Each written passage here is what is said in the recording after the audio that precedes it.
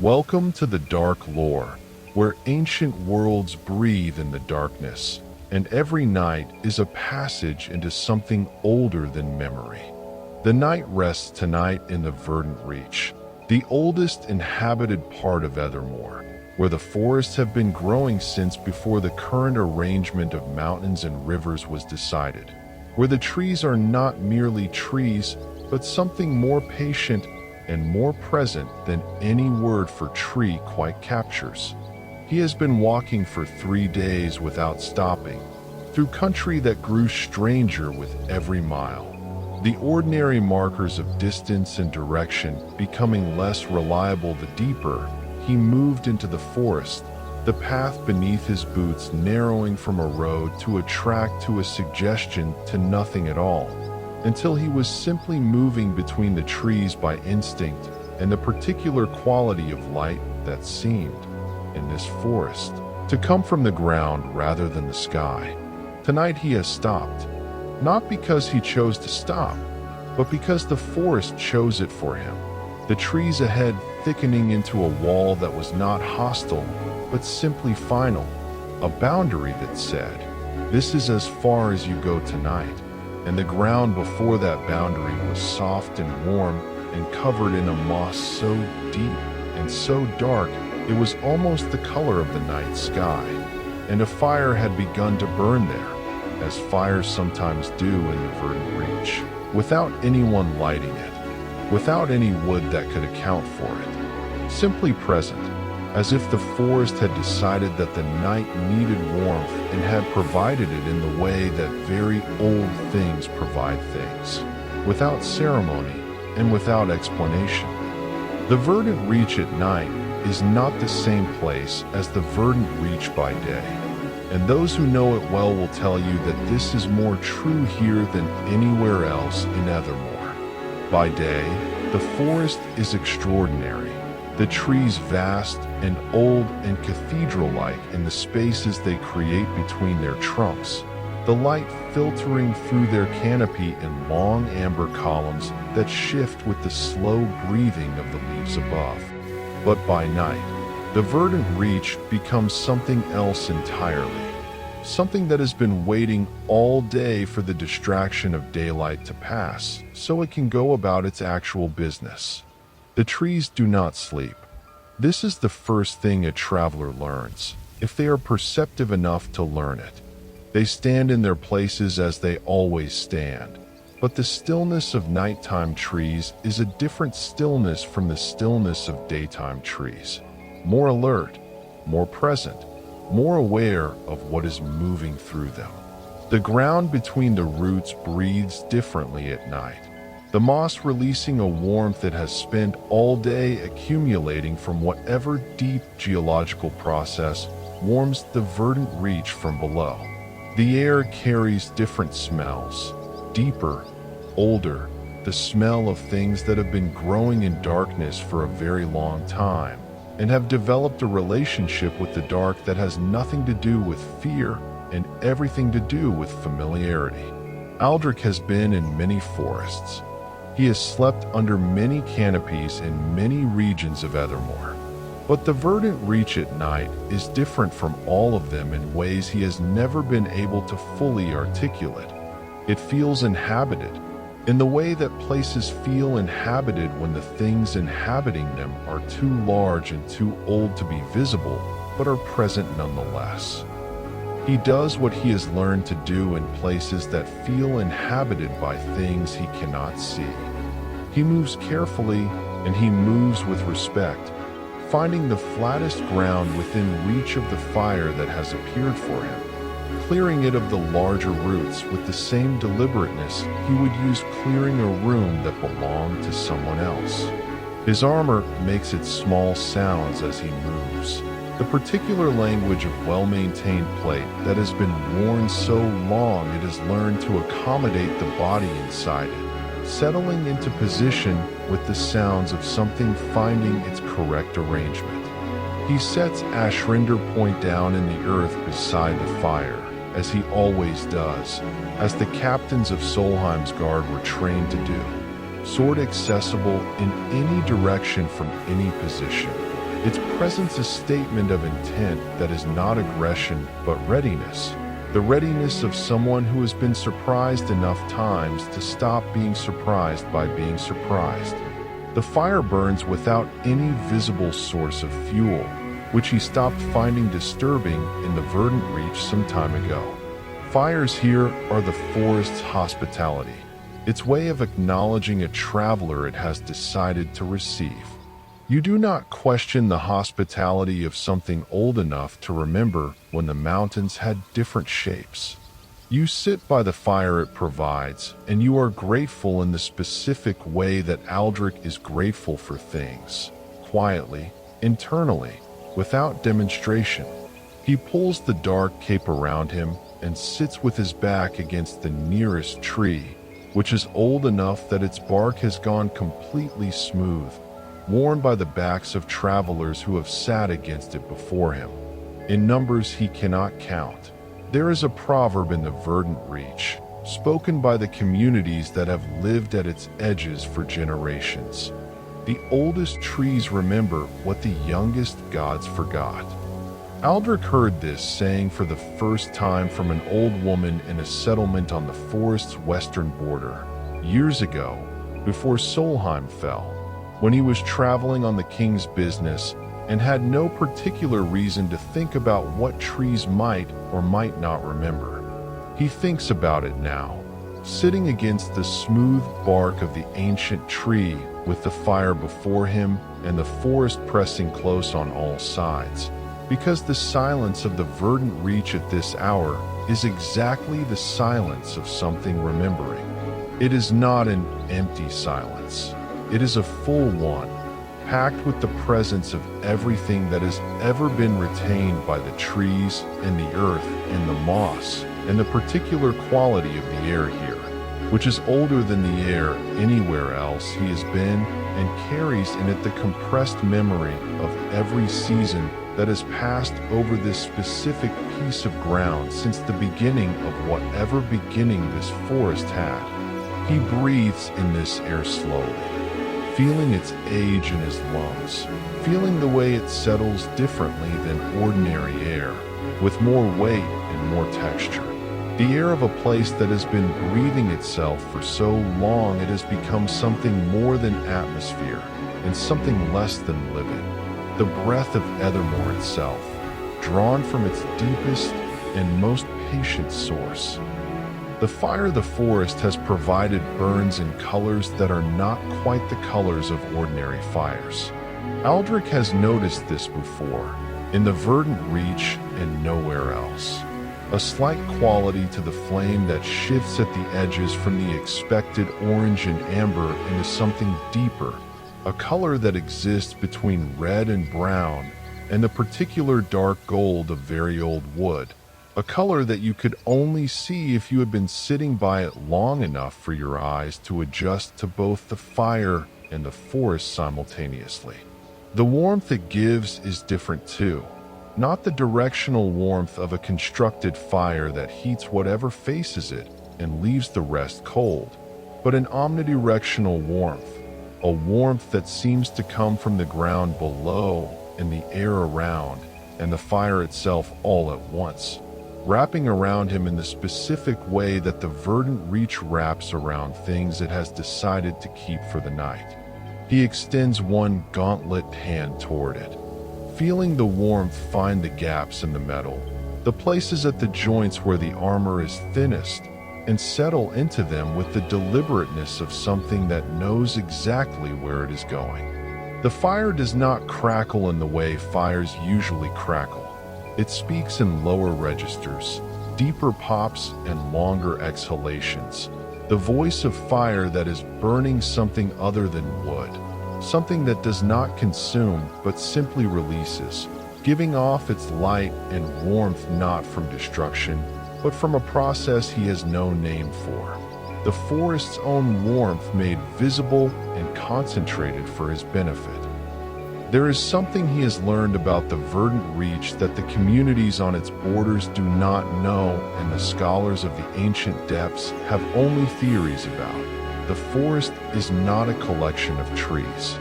This sounds obvious when stated plainly, but the implication of it is not obvious, and it took Aldrich 3 separate visits to the forest over as many years before he understood what he was perceiving. The Verdant Reach is a single organism, not in the way that scholars sometimes say forests are connected through their roots, which is true but small, in a much larger and more complete sense. The trees share something that is not quite a mind and not quite a language, but functions like both. An awareness that is distributed across every root and every branch and every blade of moss in the entire forest, so that what one tree perceives, all trees perceive, and what the forest as a whole decides, every individual tree expresses in the ways available to trees. This is why fires appear for travelers the forest has accepted. This is why the paths change for those who mean harm. This is why the silence here has the quality of attention rather than the quality of absence. The Verdant Reach is paying attention to him, to everything that moves through it, to everything that has ever moved through it, because the Verdant Reach does not forget. This is the other half of the proverb the old woman told him. The trees remember, not metaphorically, literally, in the physical structure of their growth, in the rings that record every year and every event. They remember everything that has occurred within their reach since they began. The moss he is sitting on is extraordinary under his hands when he removes a gauntlet and touches it directly, which he does now, pressing his bare palm flat against its surface and feeling the texture of it. The individual small softnesses of each tiny plant compressed against each other into a surface that is simultaneously yielding and structured, that gives under pressure but does not collapse, that seems to push back very slightly as though it too is curious about what is touching it. The moss of the Verdant Reach is not ordinary moss.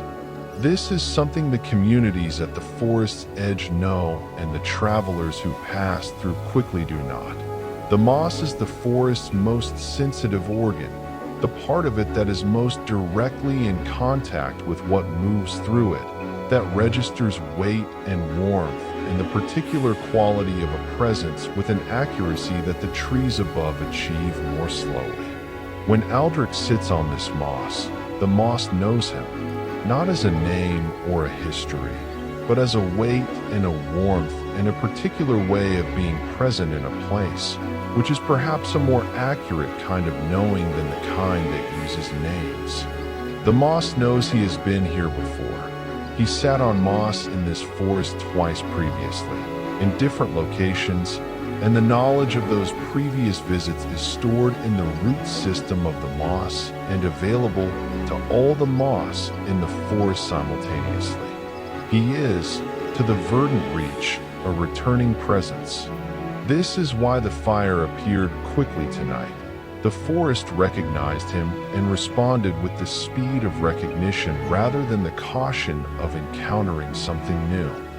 He removes the outer pieces of his armor slowly, the way he always does when he has decided a place is safe enough for it.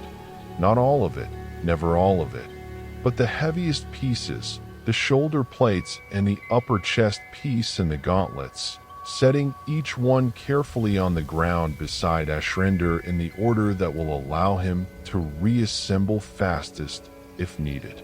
The armor makes its sounds of release as each piece comes free, the particular sound of plates separating from the underpadding, a soft release of pressure that sounds almost like breath. Beneath the outer armor, the undersuit is dark and worn at the joints from years of movement, and the upper chest of it, where the armor's weight has pressed longest, shows the permanent impression of the breastplate, a ghost of metal and cloth.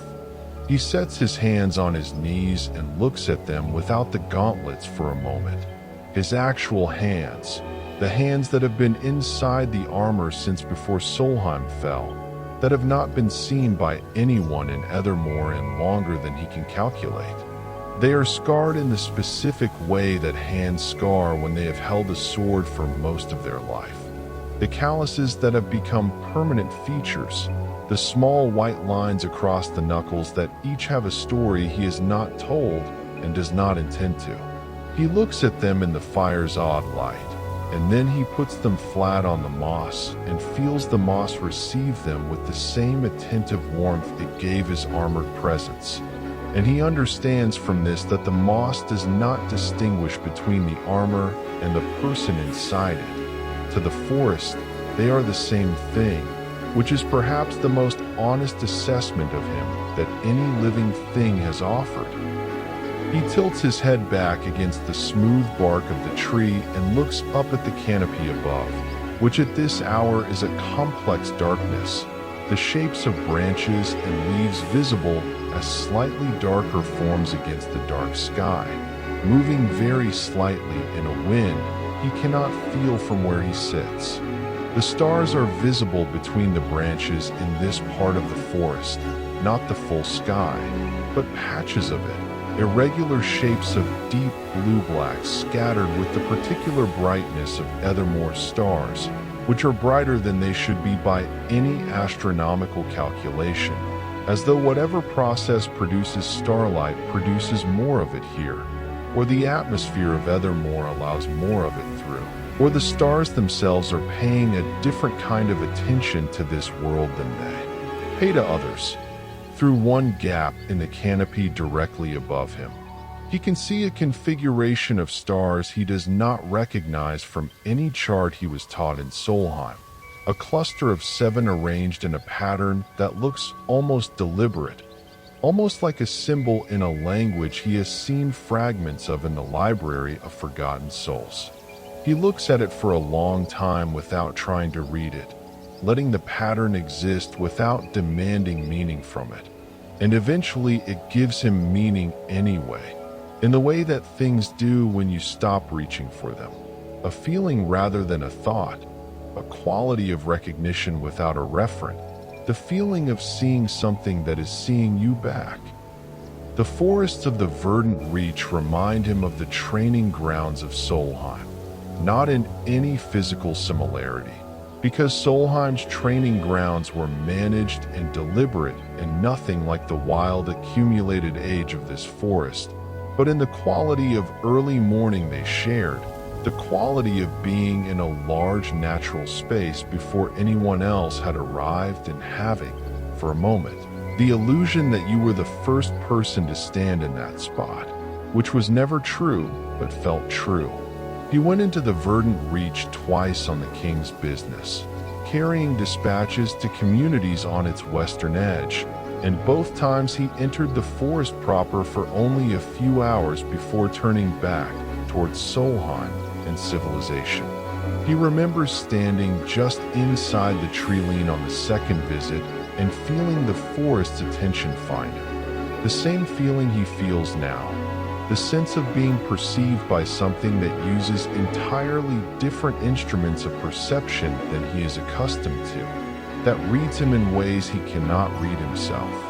He had mentioned this to the king afterward, told him that the Verdant Reach felt alive in a way that went beyond the usual meaning of alive. The king had been interested, had asked questions that showed genuine curiosity rather than the polite performance of interest that Aldrich had learned to distinguish from the real thing. He misses the king's genuine curiosity.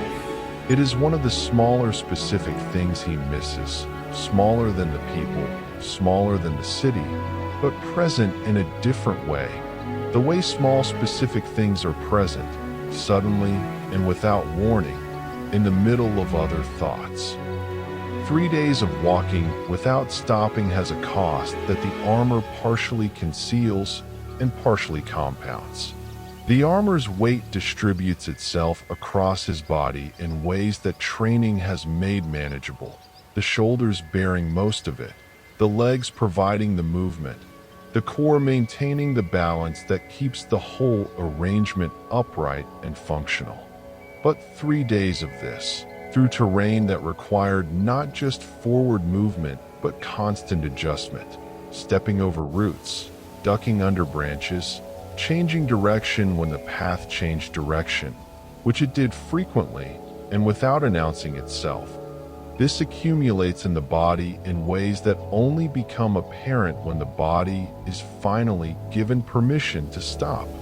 He feels the accumulation now, sitting by the fire against the smooth tree, in the deep tiredness of muscles that have been working without acknowledged rest, a tiredness that is not the sharp pain of injury, but the broad, heavy exhaustion of sustained effort finally released. His legs feel heavier than their actual weight. His back, where the armor presses, feels the impression of it even now that the chest piece is removed. His neck, which has been holding his head upright for 3 days under the weight of the helmet, is making its complaint in the specific language of neck muscles that have been patient long enough. He does not address any of these complaints directly. He has learned, over the years of this journey, that the body's complaints resolve themselves faster if acknowledged and then set aside than if engaged with directly, and he acknowledges them now. Yes, you are tired. Yes, you have carried much. Yes, this has cost you something.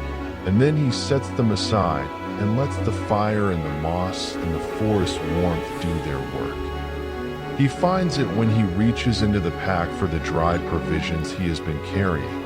A flower pressed flat between 2 pieces of leather, its petals preserved perfectly despite the journey, their color unchanged, a deep gray white that is the color of ash from a very hot fire, the color that remains when something has burned so completely that what is left is almost beautiful. He holds it up in the firelight and examines it carefully, because he does not remember putting it there. He has not touched this particular section of the pack in 3 days. He has been eating from the outer pocket and drinking from the canteen at his side, and the inner section, where he keeps the things that matter most, the torn page from the library, the key from the wandering inn, the small bone he took from the dragon's graveyard without knowing why. This section he has not opened, but the flower is here, and it was not here when he last checked, which was 5 days ago in a settlement on the forest border where he resupplied. Someone put it here, or something did. He knows what this flower is. He saw it first outside the herbalist's cottage, growing in a bed beside the door, and the herbalist had mentioned it in passing, had called it by a name in the old language that he had not written down and could only partially remember, but the meaning of which was something like the bloom that follows ruin, or the flower that grows in the place where great things ended. In Aethermoor, this flower grows only in places touched by the force that destroyed Solheim. Its presence in his pack, placed there by unknown hands, is a message he does not yet know how to read. The Verdant Reach is older than the current configuration of Aethermoor's political geography, older than the kingdoms and the roads and the names given to regions by the people who settled them. The communities at its border have oral histories going back 40 generations, and in every generation the forest is described in exactly the same terms: vast, patient, present, and completely unchanged. This is the aspect of the Verdant Reach that scholars find most troubling and most interesting. Nothing about it changes. The trees do not grow measurably larger in recorded history. The boundaries of the forest do not advance or retreat. The species of plants within it are the same species documented in the oldest botanical records. Either the forest reached its maximum state of development at some point before recorded history and has been maintaining that state ever since, or its development occurs on a timescale so much larger than human history that human history cannot perceive it. Both possibilities imply something about the Verdant Reach that is difficult to think about directly. that it exists on a completely different relationship with time than anything else in Aethermoor, that the 400 years of recorded history that humans have been documenting is, to the forest, an event so brief it might not even register as having occurred. When Aldrich sits in the forest at night and feels its attention on him, he is being perceived by something for which his entire lifetime, and the lifetimes of every person he has ever known, is less than a single season. The Verdant Reach makes sounds at night that it does not make by day, and the difference is instructive. By day, the sounds are the sounds of life going about its ordinary business. Birds in the upper canopy, small creatures in the undergrowth, the wind through leaves, the creak of branches making their slow adjustments to weight and wind. These are sounds that have human equivalents, sounds that can be categorized and understood and filed under known headings. By night, the sounds are different, not louder, if anything, quieter, but different in quality, in the way that a whisper is different from a murmur even at the same volume. There is a sound that he has heard on all 3 of his nights in the forest that he has never been able to identify. A very low, very slow sound, barely at the threshold of hearing, that seems to come from below the ground rather than above it, from the root system of the forest rather than from any animal or any mechanical process he can name. It is rhythmic in the way that breathing is rhythmic, with the same quality of regularity without rigidity, the same sense of a process that has been going on for so long it has found its natural pace and settled into it. He believes, though he has never said this to anyone, that the sound is the forest thinking, or doing whatever the forest does that functions like thinking, the process of a distributed awareness processing what it has received during the day and organizing it in the way that the forest organizes things, which is by growing it into the structure of the trees themselves, adding it to the rings, making it permanent. He adjusts his position against the tree, finding the angle that allows his back to rest fully against the smooth bark while his legs extend before him on the moss, and the tree receives his weight with the slight give of something very large and very stable that can accommodate small additional pressures without registering them. The bark is warm, warmer than it should be given the temperature of the air, warm in the specific way that living things are warm, with the warmth of an ongoing process rather than stored heat. He has sat against trees in many forests, and they are never warm like this. They are the temperature of the air around them, cold in winter, less cold in summer, but always passive, always taking their temperature from their environment rather than generating their own. The trees of the Verdant Reach are warm from within. This is not imagination and not the effect of the fire nearby. The tree he is leaning against is 20 feet from the fire, and the warmth in its bark is coming from inside, from whatever process the forest sustains that ordinary forests do not. He leans into this warmth with the deliberateness of someone who has learned not to refuse what is genuinely offered, feeling it move through the remaining armor and the undersuit and into the muscles of his back, which receive it with the gratitude of muscles that have been carrying weight for 3 days and are finally, thoroughly warm. He takes the key from the intersection of the pack and holds it in his bare hand, looking at it in the firelight. He has been carrying it since the wandering inn, where the innkeeper placed it on the counter without explanation and returned to writing in their book as though the transaction were complete and self-explanatory. The key is iron, old enough that the surface has developed the particular texture of very old iron, a roughness that is somehow also smooth, the roughness of grain rather than of deterioration. It is a large key, larger than most keys he has carried, with a head in the shape of a crown, not the Ashen crown specifically, but a crown in the general heraldic sense, the symbol of sovereignty and the authority that comes from being responsible for something larger than oneself. He has spent hours with this key in the months since the wandering in, examining it from every angle, testing it against every door he has found that seemed old enough to have been made for a key like this. Nothing has fit.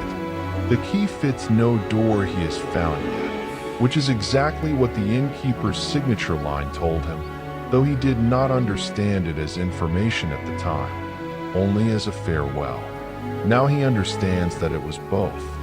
The innkeeper knew he was carrying a key to something he had not yet found, and told him so in the only way available to someone who understands that some information can only be received when the recipient is ready for it, which is the way of the cryptic, the way of those who know more than they can say directly.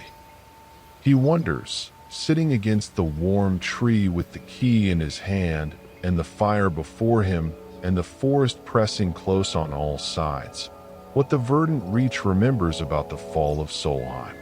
The forest would have perceived it. Solheim was not within the Verdant Reach, but close enough to its western border that the event would have registered in the way that large events register in sensitive systems, as a disturbance in the quality of things, a change in the texture of what is being received.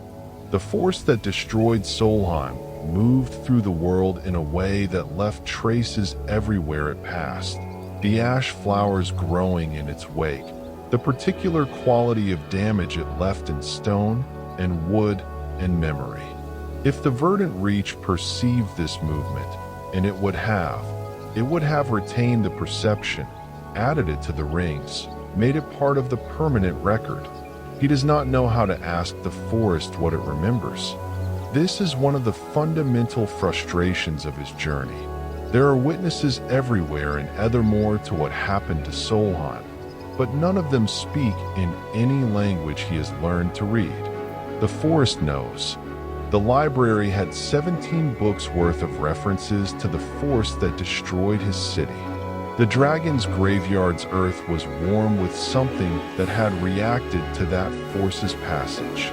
All of Aethermoor is a record of what happened, and he cannot yet read the record, but he is learning, slowly, imperfectly, in the way that someone learns a language by living in it rather than studying it. He takes the torn page from the library next, unfolding it carefully on his knee. The handwriting is his own.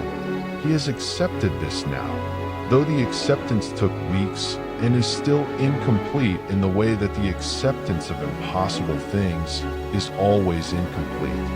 The page describes, in his handwriting, a scene he has not yet experienced, a knight standing at the edge of a vast forest looking back at it as he leaves, carrying something he came without, and the forest watching him go with the quality of attention that old things give to things that are about to end. The page ends mid-sentence, which he has come to believe is not an accident, but a statement. The ending is not yet written because it has not yet happened, and what he carries in that future moment, the thing he came without, is what his journey between now and then will determine. He has one theory about what the thing is, based on context and the fragments of information he has assembled from the Verdant Reach and the library and the dragon's graveyard.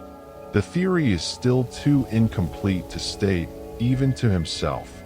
But the ash flower in his pack is new information, and new information means the theory must be revised, and revision means he is getting closer to whatever the torn page is describing, which is both encouraging and alarming in equal measure. The fire shifts in a way that fires do not ordinarily shift, not flickering, not responding to wind, but changing the quality of its light without changing its size or intensity, as though it is adjusting the frequency of what it is emitting rather than how much of it. The new quality of light is slightly cooler, not cold, but less warm, more silver at the edges, And in this new light, the forest around him looks different, the trees more defined, their bark showing texture he could not see before, their roots where they emerge from the earth cleaner and more deliberate looking, as though the roots have been arranged rather than grown. He has learned, in Aethermoor, that when the quality of light changes without an obvious cause, it is worth paying attention. Light in Aethermoor is information. The angle of the sun at certain times of year illuminates carvings in old stone that are invisible at other times. Firelight at certain intensities reveals writing on surfaces that appear blank in ordinary light. The light of the Verdant Reach at night, which is different from the light of any other forest he has camped in, shows him the forest as it actually is rather than as it appears, which is to say, it shows him the forest paying attention, shows him the mechanism of its awareness in the visible structure of its growth, shows him that the arrangement of every root and every branch and every patch of moss is not random, but organized with the same slow deliberateness with which the forest organizes everything, which is the deliberateness of something that has all the time available and uses every moment of it.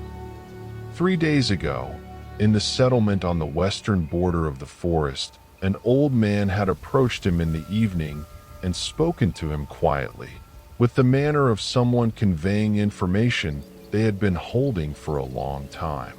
The man said only this: "They have been asking about you, not by name, by description, black armor, gold details, closed helmet.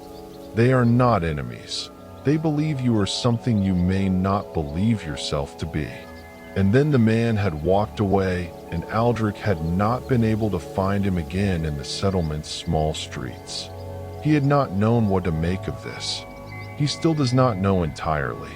But sitting in the forest with the ash flower in his pack and the torn page on his knee and the fire shifting its light in ways that feel deliberate, he thinks about the old man's words with a new attention. They are not enemies. They believe you are something. Someone is tracking him, not to harm him. The man was clear about this, and the old man had the quality of someone speaking truth rather than performing it.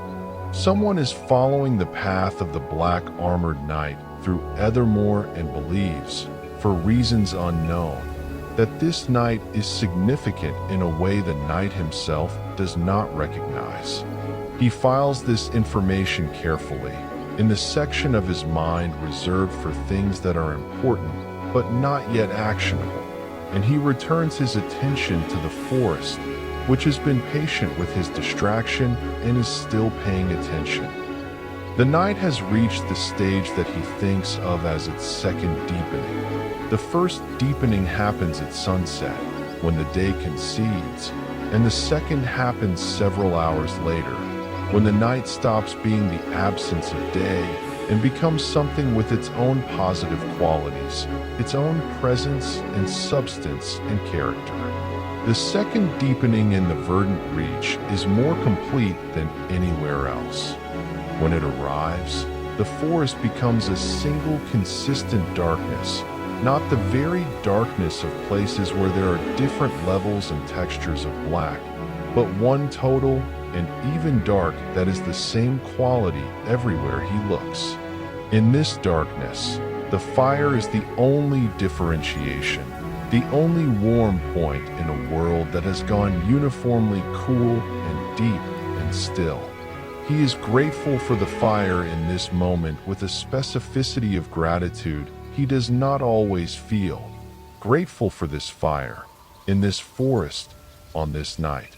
With the ash flower and the key and the torn page arranged on his knee, like the components of a question he is slowly learning to ask.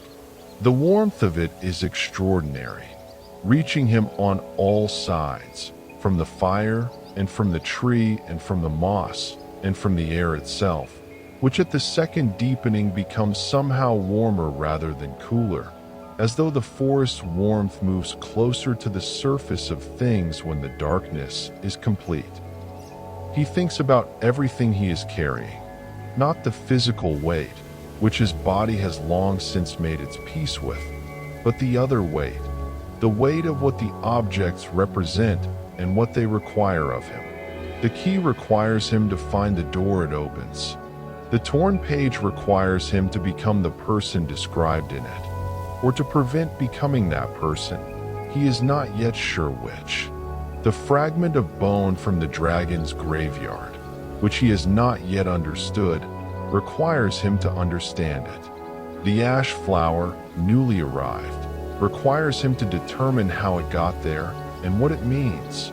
And beneath all of these specific requirements, the general requirement that underlies all of them, to find the ashen crown, to understand what it does, to do with it whatever the torn page and the flower and the key and the bone are pointing him toward.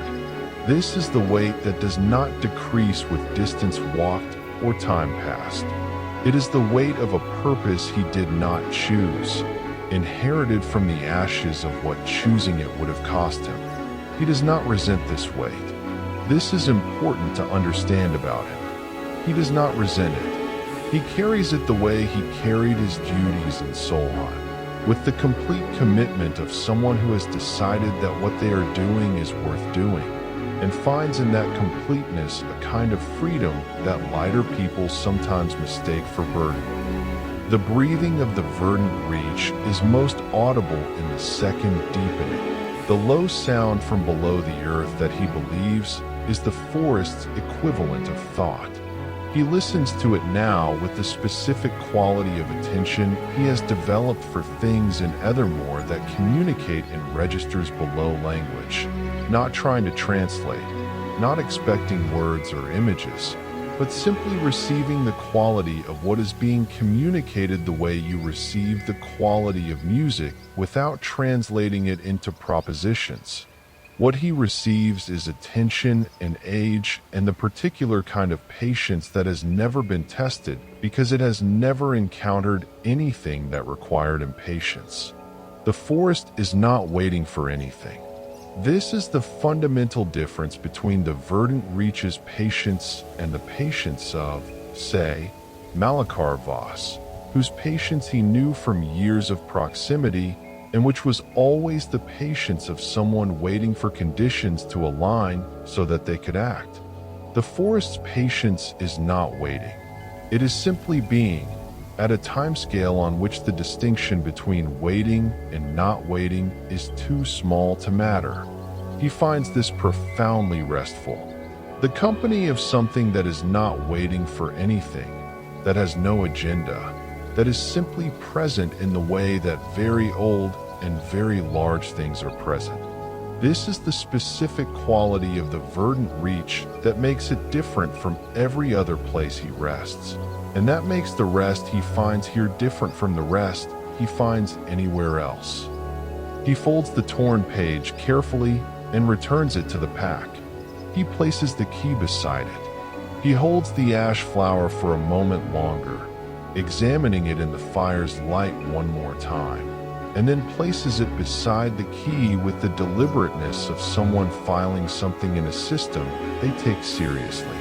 The bone from the dragon's graveyard goes in last, the small curved piece that he picked up from the grass of the valley without knowing why, that fits in his palm and is warm in a way that bones should not be warm, that has never cooled in all the months he has been carrying it. He closes the pack and sets it against the base of the tree beside Ashen, and then he sits with his hands empty on his knees, which is a position he has learned to value, the position of someone who has set down everything they were holding and has not yet picked anything new up, the brief interval of pure presence that exists between one task and the next.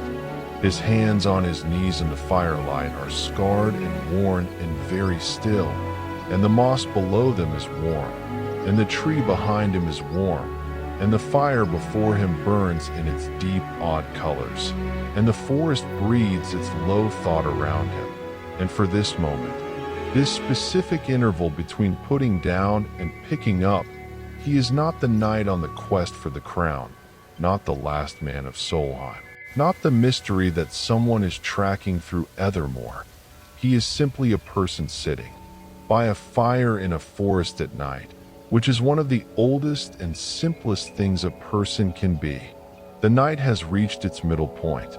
The middle of the night in the Verdant Reach is marked not by any clock, but by a change in the forest's breathing.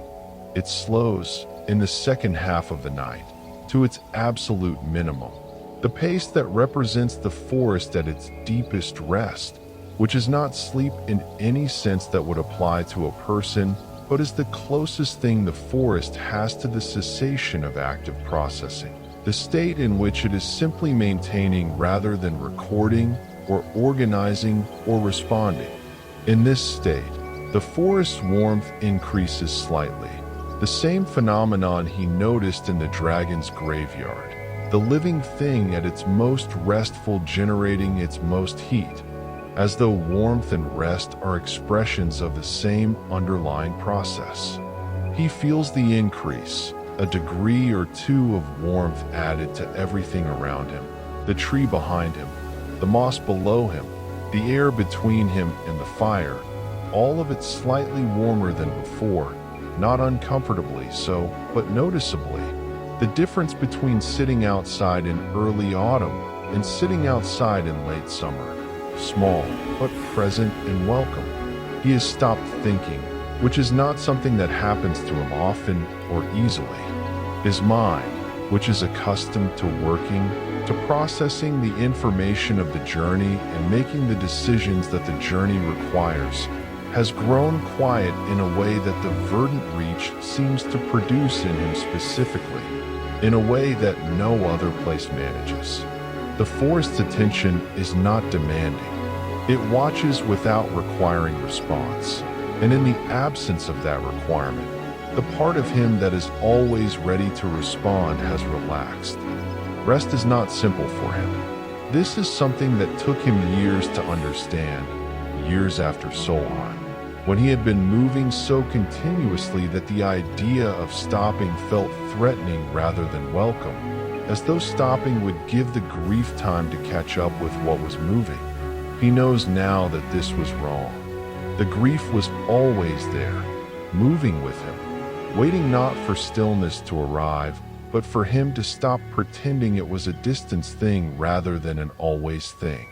He knows this now because he stopped pretending it, stopped in the dragon's graveyard of all places, with the earth warm beneath him and the ancient bones around him and the stars extraordinary above, and let the grief be what it was, not a monster to outrun but a weight to carry, not a wound to avoid but a scar to acknowledge. Scars are not weaknesses. Scars are the evidence of having survived something that was trying to stop you from surviving. His scars, the ones on his hands and the ones not on his hands, are evidence of Solheim and what came after, and he carries them with the same dignity he carries everything else, fully, without pretense, without complaint, without the alternative of setting them down, which is not available. Rest, for him, is not the absence of the weight. It is the permission to stop walking while carrying it, which is different and harder to find and more valuable when found. It happens very slowly, as things in the Verdant Reach happen, not suddenly, not with drama, but with the gradual quality of something that has been building for a long time and has finally reached the threshold of perceptibility. The moss beneath his hands begins to glow, not brightly, not in a way that would be visible from more than a few feet, but distinctly, a very faint and very even light, the color of the deep green that moss achieves in full summer sunlight, appearing now in the middle of the night without any sunlight to produce it, and with the glow, a warmth, more specific than the general warmth of the forest, directed, concentrated in the moss directly beneath his palms, as though the forest is making a specific offer to the specific parts of him that are in direct contact with it. He does not remove his hands. He has learned, in Aethermoor, that when something offers you something, the correct response is to receive it. He does not know what is being offered. He only knows that the forest has decided to offer something to him specifically, which in the Verdant Reach means it has assessed him and found him worth the expenditure of whatever this costs. He sits very still and receives it, feeling the warmth move from the moss through his palms and up through his wrists and into his forearms, and gradually, with the forest's characteristic patience, through the rest of him, a warmth that is not fire warmth or body warmth, but something older, the warmth of the earth itself, given without condition to a traveler the forest has decided deserves it. He sits very still for a long time after the glow fades, which it does gradually, the same way it arrived, receding from the edges of his palms back toward the center until it is gone entirely, leaving the moss its ordinary dark color and the night its ordinary quality. But something has changed in him that he will not be able to fully assess until morning. There is a quality in his body that was not there before, not energy, not the restored alertness of good sleep, but something quieter and more fundamental, something that feels like the adjustment of a burden that has been carried at a slightly wrong angle for a long time and has now been repositioned correctly, so that the weight is the same, but the distribution is better and the carrying is easier. He thinks this is what the forest gives, not information, not power, not any of the things that people in the stories go to forests to receive. The forest gives adjustment, the correction of whatever has gone slightly wrong in a person from the accumulated asymmetries of too much movement and too little stillness, the restoration of a balance that long journeys disturb, and that the Verdant Reach, with its extraordinary sensitivity to the state of things moving through it, is uniquely positioned to identify and address.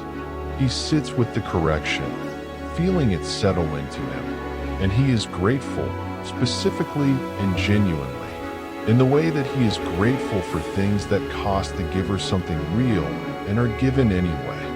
His body is settling into the position against the tree the way bodies settle when they have accepted that they are not going anywhere for a while and have decided to commit to the arrangement rather than maintain the readiness that costs energy.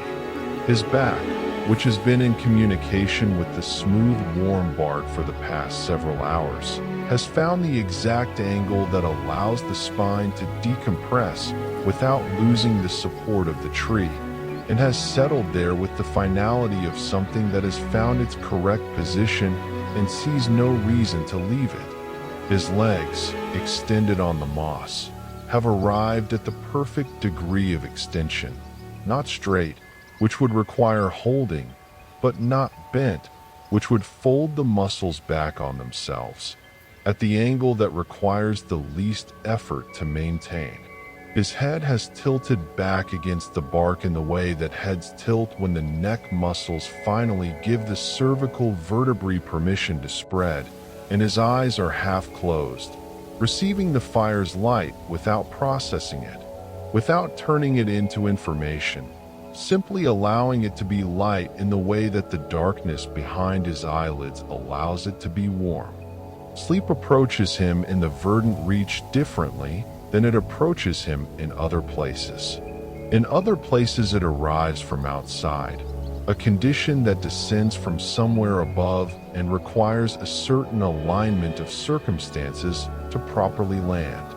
In the Verdant Reach it rises. It comes from below, from the moss and the warm earth and the deep, slow breathing of the forest, rising through him from the ground up, beginning in his feet, and moving upward through his legs and into his core and reaching his chest and finally his head, the heaviness moving upward rather than downward, which is exactly backward from how he usually experiences it but feels completely natural here, as though this is the correct direction for sleep to move, and everywhere else has simply been doing it wrong. He lets it rise. There is no resistance in him tonight. The forest has done something to his usual defenses, the habitual alertness that he maintains even in sleep in most places, the part of him that is always listening for things that require waking. In the Verdant Reach, the forest is listening. It does not need him to listen on top of its listening, and it has communicated this to him in whatever way it communicates things, through the warmth and the glow and the general quality of being received without condition. And he has understood and is letting his habitual listening rest for this one night, trusting the forest to hold the watch. The forest is awake. It is always awake, in the sense that it never stops its slow distributed awareness, never stops the low breathing that is its equivalent of thought, never stops perceiving and retaining everything that moves through it or near it or within the range of its extraordinary sensitivity. Tonight it is aware of the night sleeping against the old tree in the middle watch of the night. It perceives his warmth and his weight and the specific quality of his rest, which is different from the rest of most travelers who sleep in the forest, deeper and more complete.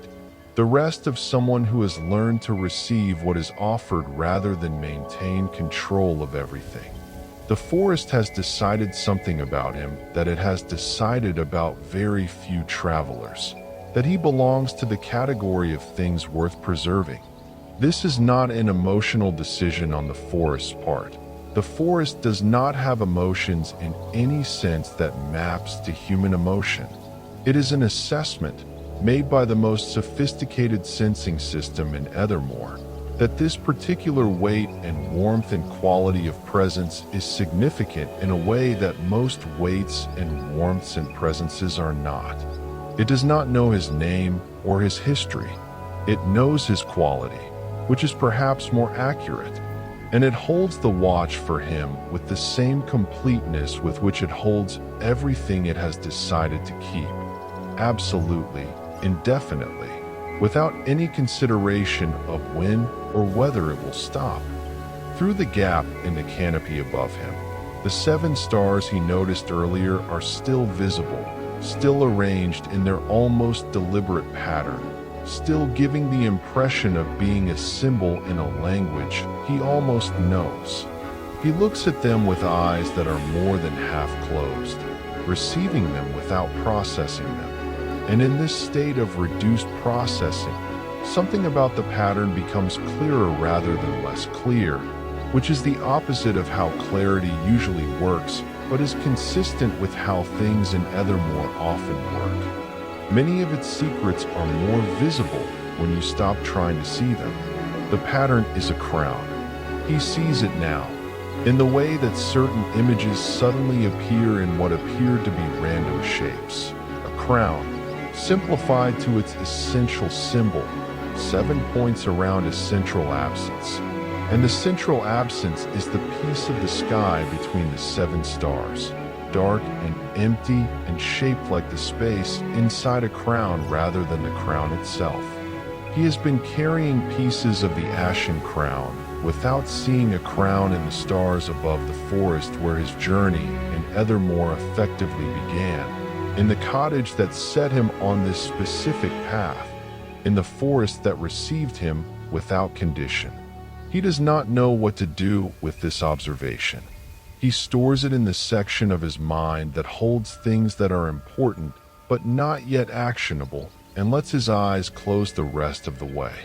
The sleep that comes is different from most sleep in the way that all sleep in the Verdant Reach is different. It is not a passage from one state to another, but a deepening of the state he is already in, the warmth and the quiet, and the being received becoming the warmth and the quiet, and the being received of sleep rather than of waking, the boundary between the 2 states dissolving rather than being crossed. He goes down through it slowly and completely, the way the warmth came to him from the earth below. gradually and from every direction at once, until he is as deep in sleep as the roots of the old tree behind him are deep in the earth, which is very deep, deep enough that the temperature is constant year-round and the movements of the surface world do not register as significant disturbances.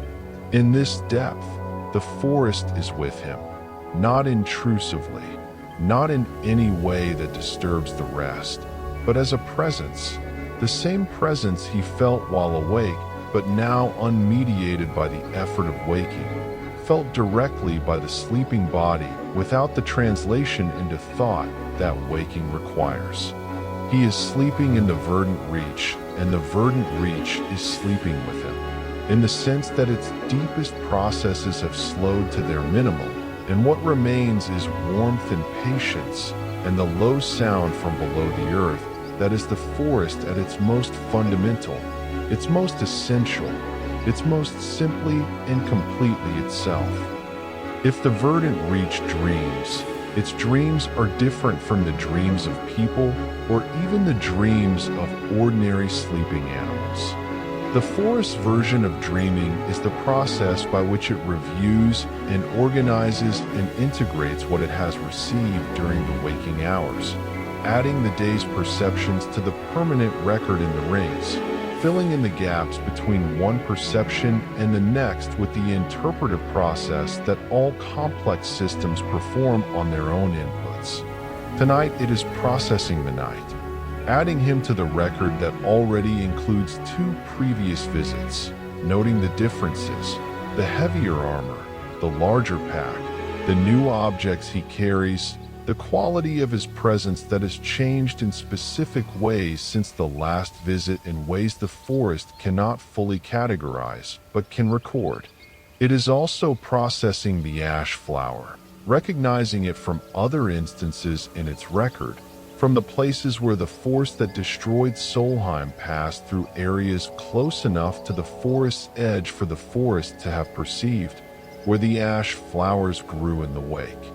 The connection between the night and the ash flower is new information, and the forest is adding it to the place in the record where the night's entries are kept, noting the connection the way a very careful archivist notes a connection between 2 previously separate files, with precision and without interpretation, because interpretation is the business of those who read the record, not those who keep it. In the deep sleep, the bone in his pack is warmer than it is in waking. He does not know this because he is asleep and cannot perceive it, but it is true. The bone from the dragon's graveyard, carried for months in the inner pocket of the pack, next to the key and the torn page and now the ash flower, responds to the warmth of the Verdant Reach in a way that it does not respond to most environments. It gives off a warmth of its own that is detectable at close range, close enough that the ash flower beside it has warmed slightly, and the key beside it, and the torn page beside it. The objects he has collected from the places he has rested are in conversation with each other, inside the pack, in the dark, while he sleeps. This is not something he has noticed. He will notice it eventually, when the conditions are right and his attention is in the right place. For now, it is simply happening, the quiet process of objects that come from different significant places in Aethermoor recognizing something in each other that they share, which is the quality of having been present at a moment when something important occurred, which leaves a residue in objects the way it leaves a residue in places, the residue that the Verdant Reach detects and records. The hour before dawn in the Verdant Reach is the forest's most complete stillness. The breathing from below the earth has slowed to its absolute minimum. The temperature of the forest has risen by 2 degrees, which happens every night at this hour in the Verdant Reach, as though the earth is preparing for the effort of the day by releasing its stored warmth one more time before the sun arrives to share the responsibility. The fire he has been sitting by is burned down to coals, deep orange and red against the dark ground. no longer giving light, but still giving warmth. A warmth that is even more pervasive than the fire was because coals radiate in all directions equally rather than projecting light and heat in one direction. He is deeply asleep, more deeply than is his usual experience. The Verdant Reach having done with his sleep what it does with everything it decides to keep, held it completely, without gaps, without the half-awareness he usually maintains even in rest. His breathing is slow and deep and completely regular, in the rhythm of the forest, which has been breathing long enough to know what breathing looks like when it is exactly right. At some point in the deepest hours of the night, a figure passed through this part of the forest.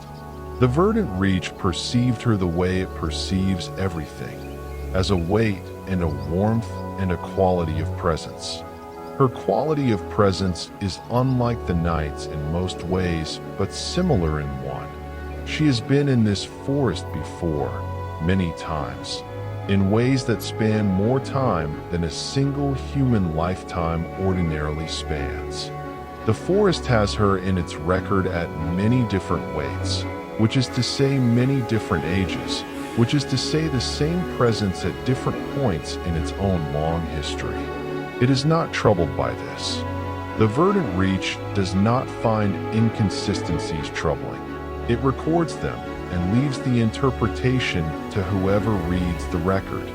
She moved through the forest quietly, on a path parallel to where the night slept, but not intersecting it, close enough that he would have seen her if he had been awake and looking in the right direction. She looked at him as she passed. The forest registered the direction of her attention, which was toward the sleeping figure against the old tree. She did not stop. She continued on her path and left the forest on its northern edge and was gone before the hour before dawn. The forest has added her passage to the record, filed in the section adjacent to the night's section, connected by the notation that her attention was directed toward him. What she intended by looking, the forest does not record. Intentions are not its domain. He does not wake with the abruptness of someone startled from sleep, but with the gradual surfacing of someone rising from a depth that takes time to travel. The first awareness is of warmth, the comprehensive warmth of the Verdant Reach, which has not diminished overnight, but has changed in quality. The warmth of the coals and the warmth of the earth and the warmth of the tree behind him, all present still, but with a new warmth added on top. The first warmth of the coming day. The sky above the canopy beginning to lighten in ways that the forest's upper leaves are already responding to, turning the light of very faint gold that the forest carries down through its layers and delivers even to the forest floor as a quality of air rather than as direct light. He becomes aware of the sounds. The forest at this hour is at the very beginning of its daily awakening, which is slow and sequential. The species that wake earliest beginning their morning sounds while the rest of the forest continues its night quiet, so that the overall soundscape is a gradual addition of sounds to silence rather than a sudden replacement of one with the other. The light changes, not all at once, but in steps. First, the quality of the darkness above the canopy, then the darkness of the canopy itself, then the darkness between the trees at their highest levels, then progressively lower, until the light has descended to where he sits and the world around him resolves from the generic darkness of night into the specific forms of this particular place. This tree, this fire, now truly coals, this patch of moss, these roots, this path of forest extending in every direction. The colors of the Verdant Reach by morning are different from its colors by night or by full day. There is a transitional quality to the morning light that shows the forest neither as it is in darkness nor as it is in full illumination, but as something between the two. a version that is somehow more itself than either extreme, showing both the depth of the forest's darkness and the richness of its daylight colors simultaneously, as though in the morning the forest is caught between its two selves and for a brief period shows both at once. He looks at the ash flower in this morning light, and the flower looks different, its gray-white petals catching the quality of the morning as it catches everything, showing a depth of color in this light that was not visible by firelight, a complexity of shading in each petal that suggests the flower is more than it appears, which in Aethermoor is almost always true of things. He takes inventory of what the night in the Verdant Reach has given him, which is his practice every morning of the journey, the discipline of a soldier applied to the discipline of a quest. He has the ash flower, which arrived without explanation and requires explanation.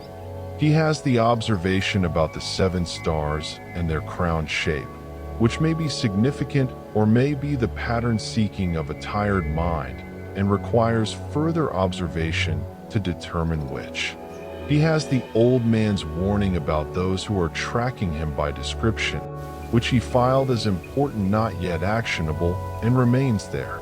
He has the correction the forest gave him, the adjustment of whatever had gone slightly wrong in the carrying of his weight, which he can feel this morning as at ease in the muscles of his back and shoulders that was not there yesterday. And he has the deeper and more complete rest that the Verdant Reach always gives him, the specific quality of sleep that only this forest produces, which restores something in him that other sleep does not restore, a quality he has no name for, but can feel the presence of by its effects. The sense of having been not just rested but renewed, not just stopped but adjusted, not just held but understood, by something large and old and entirely indifferent to his importance, but entirely committed to his well-being for this one night, in the way that the forest is committed to the well-being of everything it has decided deserves its care. He reassembles the armor slowly, returning each piece to its position with the practiced efficiency of someone who has done this 10,000 times and could do it in complete darkness, which he has done. The shoulder plates first, then the chest piece, then the gauntlets, each one settling into its correct position with the sounds of something finding its arrangement, the sounds that are the armor's equivalent of the forest sounds, the language of very old and very well-made things continuing to do what they were made to do. He picks up Ashen from beside the tree and returns it to its place at his back, feeling the familiar weight of it across his shoulders, the weight that has been so constant for so long. It has become a feature of how he experiences his own body rather than an addition to it. He stands, which takes a moment, not because his body refuses, but because standing from the position he has held all night, against the tree, on the moss, requires a moment of deliberate negotiation with the muscles that have been in one configuration for hours and need to be reminded of the other configuration that upright movement requires. The forest watches him stand. He can feel its attention shift with him as he rises, the focus of its distributed awareness moving upward with his body, tracking him with the attentiveness of something that has decided to watch closely. He takes one last look at the place where he slept, the impression in the moss that shows exactly where he was, the dark circle of the coals where the fire burned, the smooth section of bark at the height of his back on the old tree. These are the marks he leaves in places, temporary, ecological, the kind of marks that heal. The moss will rise back to its former depth within a day. The coals will be absorbed into the earth within a week. The bark was already smooth before he came and will remain smooth after. He leaves no permanent mark in the Verdant Reach because the Verdant Reach does not accept permanent marks from travelers. It allows impression and then restores itself, keeping only what it keeps in the way it keeps things, in the rings, in the record, invisible to anyone who cannot read the forest's own language. He is in that record now. His third visit, his most complete rest, the ash flower in his pack, the crown in the stars, the old man's warning. All of it is in the rings of the old tree and distributed through the root system to every tree in the forest, permanent in the forest's terms, which is to say, permanent for as long as the Verdant Reach exists, which by current evidence is permanent without qualification. The path that opens before him as he prepares to leave is not the path he arrived on. The forest has rearranged, as it sometimes does in the Verdant Reach, the available passages through itself, so that what was a wall of trees yesterday is now a corridor today, and what was a corridor yesterday is now something that the trees have moved to fill. He does not question this. He has learned that the Verdant Reach's path-making is purposeful. It leads travelers where they need to go rather than where they were going, which is a distinction that matters enormously in a world where knowing where you need to go is much rarer than knowing where you were going. He looks at the corridor that is opened. It goes north-northeast, into the deeper forest rather than back toward the border, which is the direction he arrived from and the direction he would have returned in if the forest had not intervened. North-northeast in the Verdant Reach leads toward the region the oldest maps describe as the center, the area near the tree that the old language calls the first witness. He has never gone that direction in any of his previous visits. The forest is sending him somewhere new. He accepts this the way he accepts most things the Verdant Reach offers, as information that is more reliable than his own plans, given the difference in knowledge and experience between him and the entity offering it.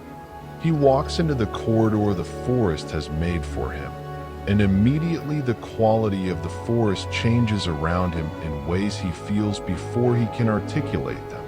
The trees are larger here, their trunks wider than anything he has seen in any other part of the Verdant Reach, their canopy so complete above him that the sky is not visible at all, replaced by the deep green ceiling of interlocked leaves through which the morning light filters as a general brightness rather than as specific columns.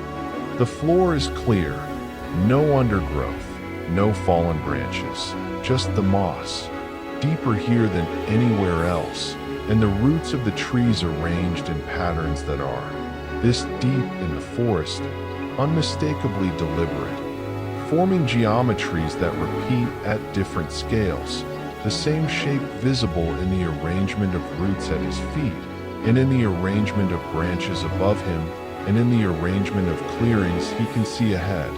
The corridor does not narrow.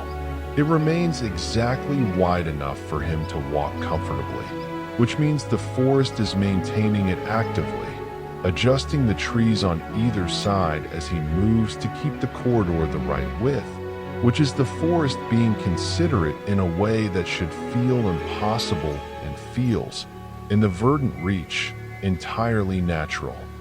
He hears it before he sees it, a sound that has been present since he entered the corridor, but that he did not register as separate from the forest's general sound until it became louder, until the corridor curved slightly and the sound became directional rather than ambient. It is not a sound he can categorize, not wind, not water, not any animal, not any mechanical process. It is closer to the sound the forest makes from below the earth at night, that low breathing thinking sound, but much louder and richer in frequency, as though the night sound is a single instrument, and this is the same instrument, but played at full volume by someone who has been playing it for longer than instruments are usually played. And then the corridor opens into a space that is not a clearing in any ordinary sense. It is more like the inside of a structure, a space defined by the presence of something so large that everything else around it is simply the space that it is not. The tree is vast. It is the only word available, and it is insufficient. The trunk is wider than the largest building in Solheim. The bark has gone beyond bark into something more like geology, layered and complex, and showing in its surface the record of everything the tree has experienced, every storm and every drought, and every season and every traveler who has passed near it. The roots extend from the base in every direction like the streets of a city, each one as wide as a road, and between them the ground is the deepest and richest and warmest earth he has ever stood on. He stops at the edge of the space and looks at the first witness, and the first witness looks back, in the way that things without eyes look back, with the totality of its awareness directed at him. And what he feels in that attention is unlike anything he has felt before. It is the feeling of being perceived by something that knows everything that has ever happened in Aethermoor and is deciding, in this moment, whether you are part of what it will tell. He stands in the presence of the first witness for a very long time, without moving. He does not know how long. Time in the Verdant Reach is unreliable even without the additional disruption of being in the immediate proximity of something this old and this large and this comprehensively aware. The warmth here is extraordinary.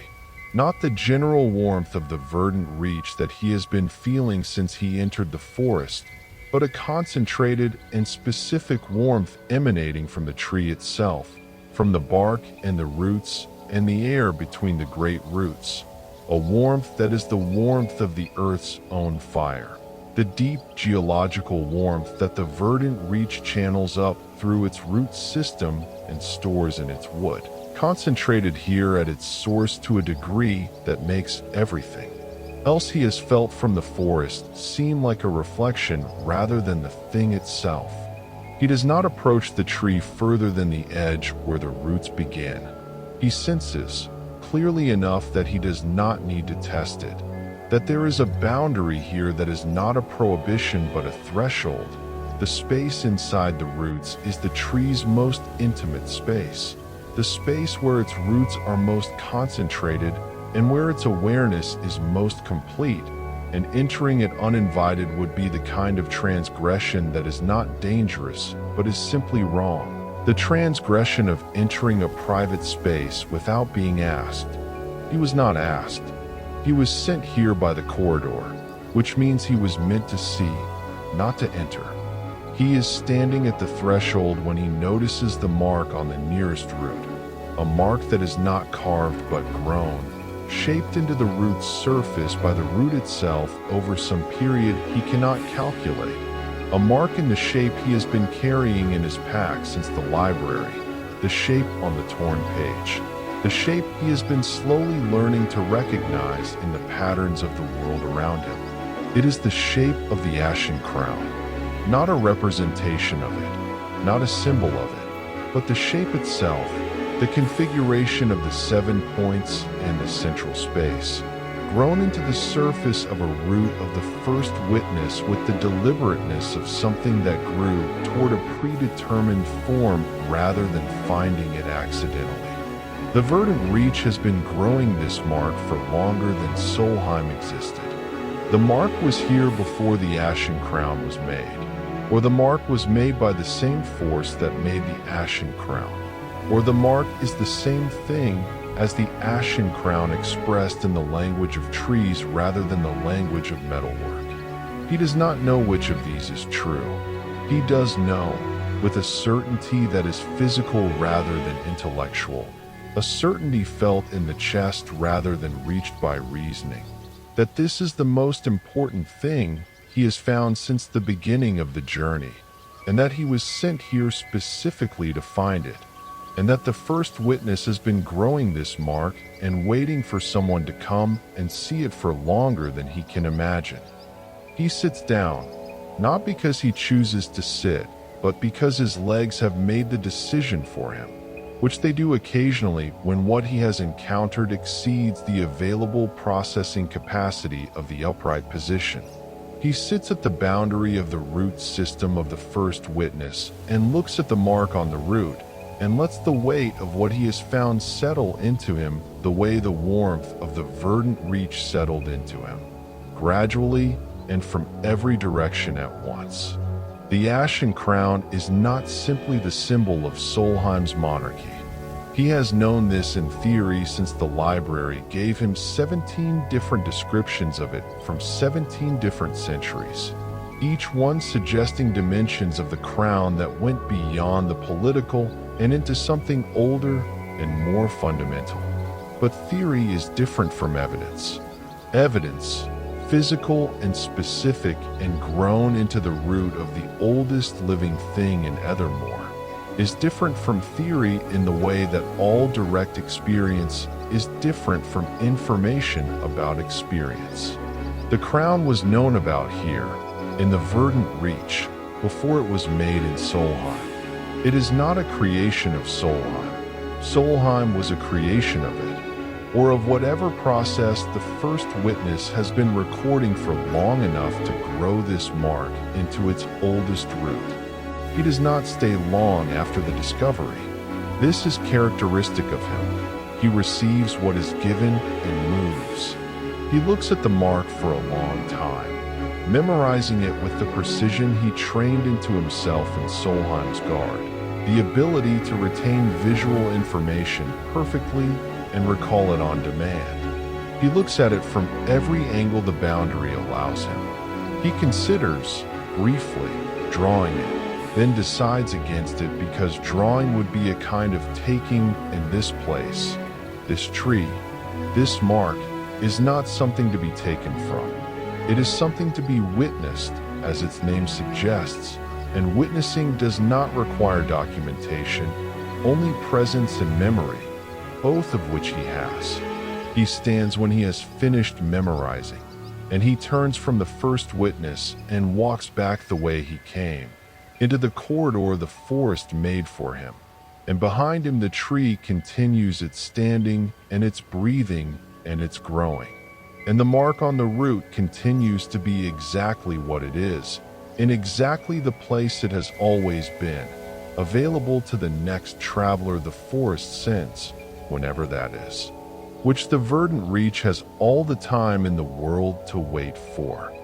He walks the corridor back toward the forest's edge, and the forest walks with him in the only way it can, by being completely present on every side, by attending to every step, by holding the warmth and the quiet around him for as long as he is within its reach, which it will do until the moment he crosses the boundary into the ordinary world beyond the trees. And then it will let him go the way it lets everything go that it has decided to let go, completely, without diminishment, keeping in the rings what it keeps and releasing into the world what it releases, which is everything. He walks with the ash flower in his pack and the key and the bone and the torn page, and now a new piece of knowledge that has no object to represent it, but is present in him nonetheless. The knowledge that the Ashen crown is older than Solheim, and known to the oldest living thing in Aethermoor, and grown into the roots of the world's memory in a shape that the world chose before anyone asked it to. He does not know yet what to do with this knowledge. He knows that it is the most important thing he has found, and that it will take time to understand, and that the time it takes will be spent in places like this. Forests and inns and graveyards and libraries, places where Aethermoor is most completely itself and most willing to show what it knows to those who rest in it with the right quality of attention. Sleep well, traveler. The first witness has been watching since before the first question was asked, and it is watching still.